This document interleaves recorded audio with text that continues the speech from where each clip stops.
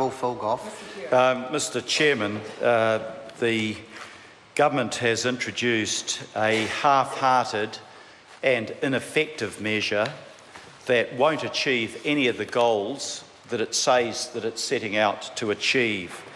It will not stop speculation, sir. Treasury itself made that very clear in its report to the Select Committee. What it will do is mean that the speculator will sell 2 years and 1 day after they've purchased the property. It will not achieve the goal of cutting out the rampant speculation that plays a role in forcing up house prices in Auckland at the present time in a totally unprecedented manner.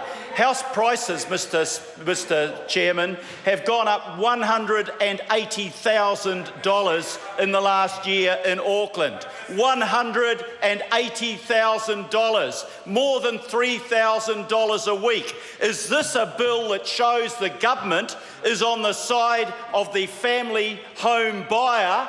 No.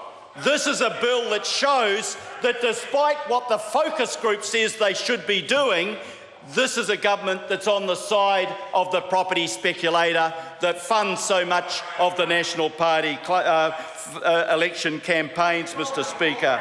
Mr Speaker, will this stop the exorbitant inflation in house prices?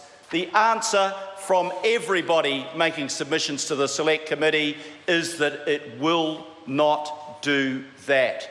It will not reverse the situation where we have the lowest home ownership rate in the country in 64 years, where 57% of Auckland adults are renting because they can't afford to buy their own home.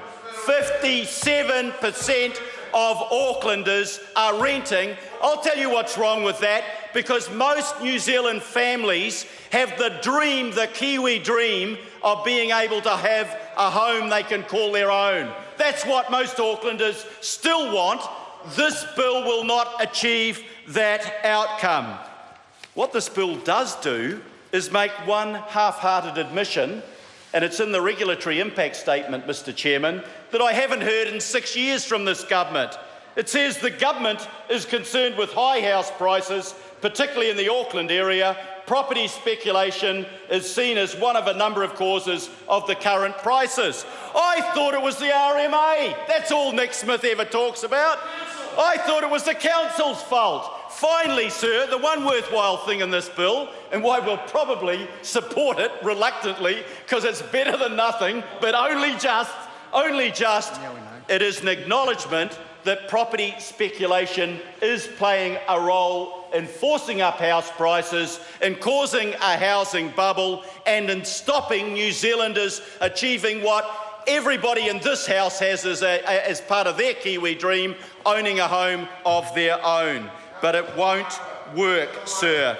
You know, the regulatory impact statement says why part 1 of this bill won't work, because the regulatory impact statement identifies what the actual problem is with the income tax. It says, and this is a quote, sir, from the advisors to the government. Why didn't they listen? It says the intention test, that's the test at the moment. You only pay tax if you're speculating, if you intended to sell the property afterwards. And you know what the regulatory impact statement it says? It says it makes gains from the sale of land taxable when bought with the intention of resale. This intention test is difficult to enforce due to its subjectivity. It says the test is particularly difficult to enforce in relation to residential property. We have an income tax act that isn't working. We have people speculating on property and not paying their tax. That's hundreds of millions of dollars in tax avoidance. But what will this bill achieve, sir, in terms of cutting off that tax avoidance? You know what they say it will achieve? $5 million a year. You know, that's probably the capital gain on one house in Kohimarama. It is ludicrous, sir. That admission in this regulatory impact statement shows the nonsense of the government's claim that this bill is going to achieve anything at all. Mr Chairman, Mr Chairman, this bill will not achieve that. You know, the other problem with this bill is that it didn't follow, and we're talking in part one about the income tax, there's a particular procedure that is always followed when there is an amendment to the Income Tax Act. And the reason for that, sir, is that it's incredibly complex and it's full of the laws of unintended consequences. So what normally happens is that there's a discussion paper. It goes out to the experts. They chew through it. They come back with recommendations for change. Then it comes into the House. Then there's a period of 7-8 weeks at least for people to make considered submissions on the process. Did any of that happen with this bill, sir?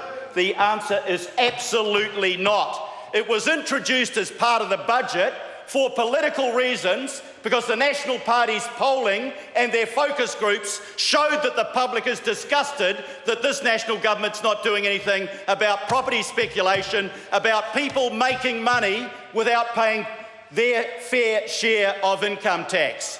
Why is it that the cleaners that will clean our office tonight on their low minimum wages will pay tax on every dollar that they earn, barely to scrape together a subsistence income, and the people that are making hundreds of thousands of dollars a year on each property they speculate on pay no tax at all? Why is it that that is fair? Why is it that that is just? Will this bill do anything about it in part one? And the answer is no. You know how long people were given to make submissions on this bill? It was about 10 days. 10 days for a complex piece of legislation.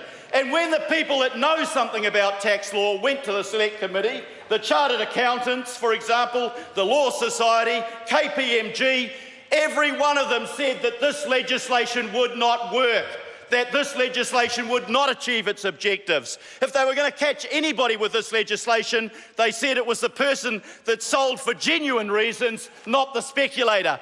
Because the speculator can hold on for 2 years and 1 day, and the person that has to sell because of financial difficulties cannot do that, sir. They damned this legislation. They said it was incomprehensible. They said that you needed better enforcement of the existing rule, not this piece of legislation.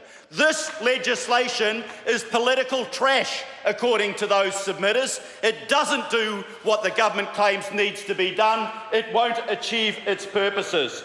It says that the Chartered Accountants said that speculators will change their behaviour to hold it just longer than 2 years. And that's why I support what Julianne Genter has put before the House and what Treasury said we should be doing, which is 5 years. 5 years you might deal with some of the speculators. 2 years they'll hold on.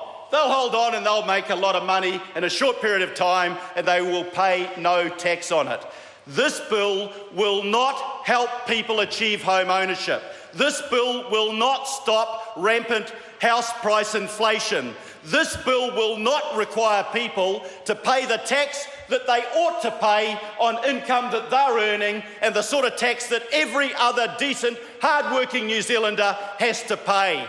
This bill is not much better than a speculator's charter, and the government should hang their head in shame that they bring something so inadequate into the House when people in my city, 57% of the adults, the city that I live in and I'm proud of, that city, 57% of Aucklanders cannot buy a home of their own.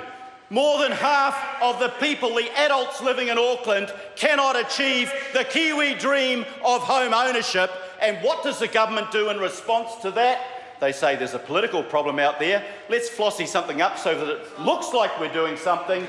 But they have come back with a piece of legislation that actually achieves very little. If it wasn't for the symbolism of the fact that speculators ought to be taxed, that we stop people making a fortune from doing nothing at the expense of the family that buys the property that will work another 10 years to pay off their mortgage, we wouldn't support this bill. It is an acknowledgement that speculation is a problem. It is an acknowledgement that the law isn't working, but it fails to solve the problem. It's political floss, it's not real political action. Mr. Speaker. I call David Bennett.